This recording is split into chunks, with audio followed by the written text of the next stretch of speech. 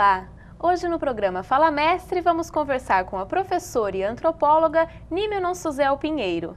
Ela é doutora em História e Movimentos Sociais e está à frente de 2 projetos pela Unirp, o projeto Adote uma Aldeia e o projeto Brasil Negro, Sr. Aristides dos Santos. Atualmente, ela é considerada uma das maiores especialistas brasileiras em etnias indígenas de São Paulo.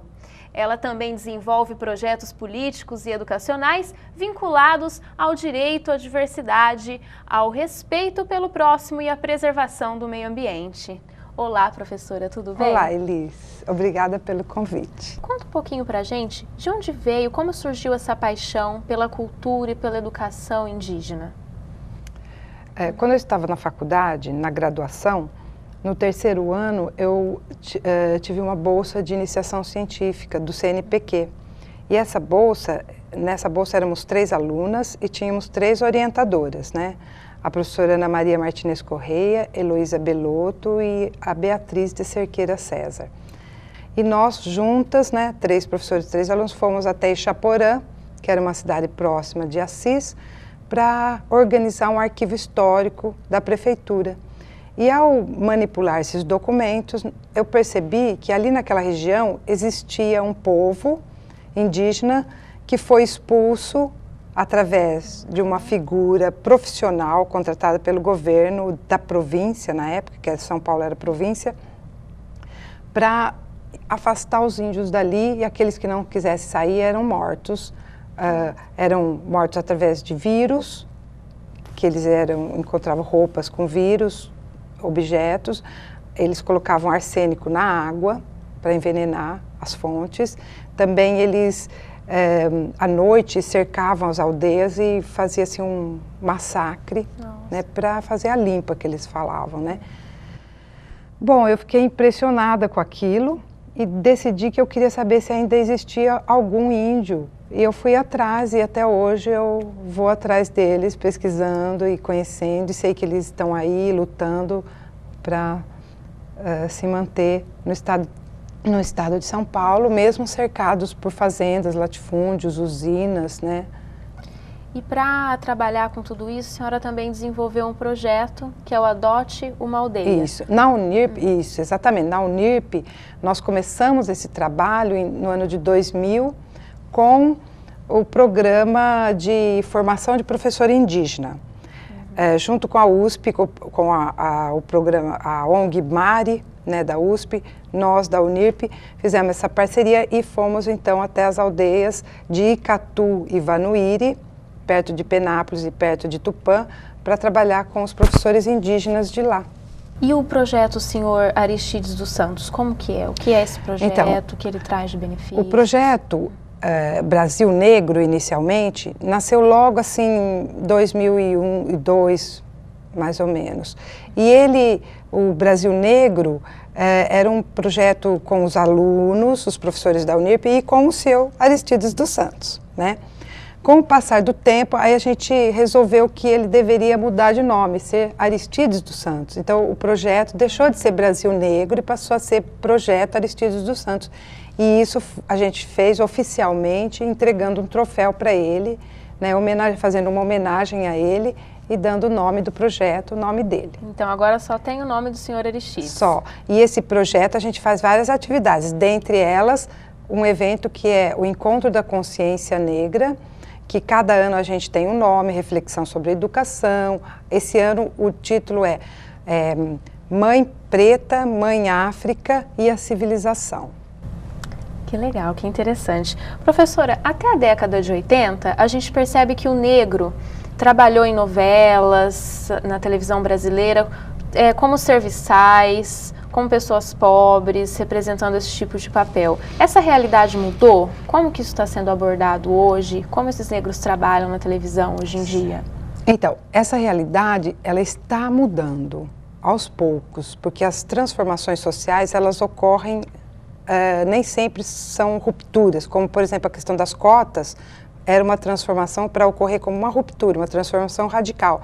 Por isso causou tanta polêmica. Então, o aparecimento do negro na televisão, do afro-brasileiro, vamos dizer assim, né, melhor dizendo, o afro-americano, o afro-brasileiro, como personagem central, é algo que está acontecendo devagar, mas que eu tenho certeza que vai, assim, tomar conta, porque o afro-brasileiro tem muitas qualidades que nós, a sociedade, vamos dizer, em geral, agora que está despertando para tudo isso, né?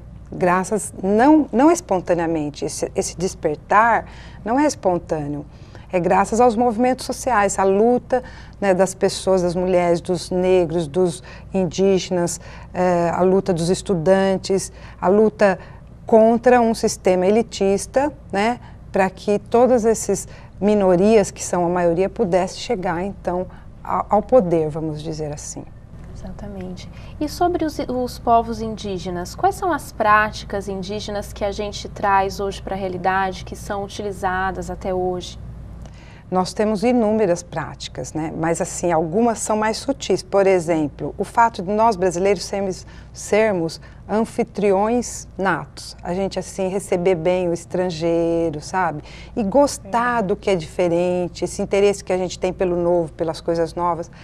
Esse desapego que a gente tem, assim, às coisas materiais, que é uma coisa que parece tão natural para nós, é da cultura indígena. É cultural, não é natural. É algo que nós herdamos dos índios. A gente também herdou essa sensibilidade que a gente tem para com o meio ambiente, porque nós não temos florestas aqui por acaso. Nós temos florestas hoje, no ano 2011, porque nós preservamos as florestas até hoje.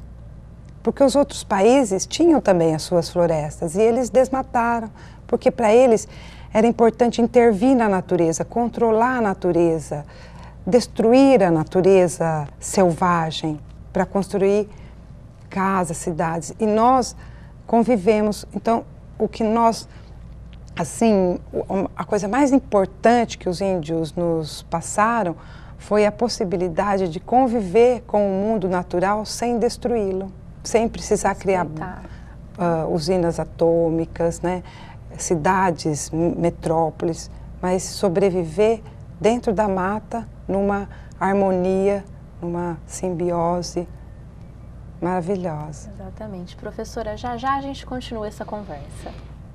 Obrigada. Vamos para um rápido intervalo e voltamos já com o programa Fala Mestre.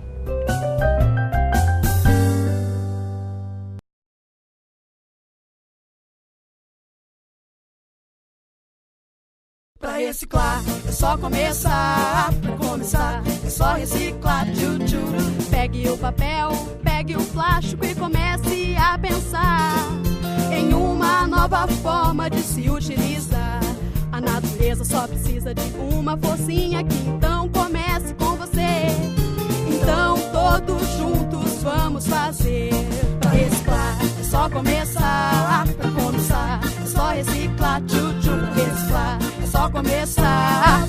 O mercado está carente de profissionais capacitados para atuar em diversas áreas e tomar importantes decisões. Visando atender esta demanda, a Unirp está com as matrículas abertas de 48 cursos de pós-graduação a serem oferecidos a partir de março. Os cursos são ministrados por professores, mestres ou doutores formados por renomadas instituições do país que certamente darão à sua carreira o impulso para atender às necessidades do mercado. Faça a pós-graduação na Unirp. A decisão é sua.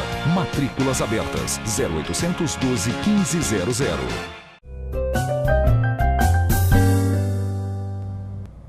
Estamos de volta com o programa Fala Mestre. O programa é produzido nos estúdios do Centro de Comunicação Social da Unirp. Quero aproveitar a oportunidade para agradecer à Loja Móveis Bonfim pelo apoio cultural ao nosso programa.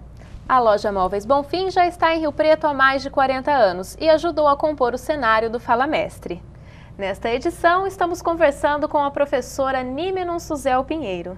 Professora, continuando a nossa conversa, a política atual adotada para os povos indígenas, ela é suficiente para manter a educação, para manter a tradição desses povos? Política e legislação. Nós temos uma legislação muito boa, perfeita, porém, politicamente, em relação à preservação da cultura indígena, que é garantida na legislação, falta muita coisa ainda. porque quem ainda domina a relação entre índios e brancos, índios e não índios, são os não índios. Porque você vê, no mundo, os povos indígenas que têm uma legislação mais favorável são os do Canadá. Lá, eles são os donos das suas reservas naturais. Lá, o lucro que tem nas terras deles é direcionado para eles. No Brasil, não. No Brasil, os índios são os últimos a usufruir das riquezas que eles preservaram até hoje. Então, as mineradoras, os latifúndios, os arrozeiros, eles querem tomar conta das áreas que às vezes são territórios sagrados. Por isso que eles são preservados até hoje. Porque é ali que vivem os ossos dos antepassados, ali que está a memória daquele povo. Então, os índios querem um rio, não para eles, para a comunidade. Há ali uma disparidade entre propriedade privada, onde uma pessoa pode ter 1 milhão de hectares, e propriedade coletiva, onde ninguém é dono, é a comunidade. Então, esses conflitos de direitos humanos universais, né, é que ainda acaba sendo predomina o interesse do não índio, né. E como os índios vivem hoje nas tribos, principalmente as tribos de São Paulo, que é a especialidade da senhora? Como é a vida desses índios? Então, quando a gente fala em índios, na verdade, esse é um conceito muito genérico. No caso do interior de São Paulo, nós temos principalmente 4 etnias.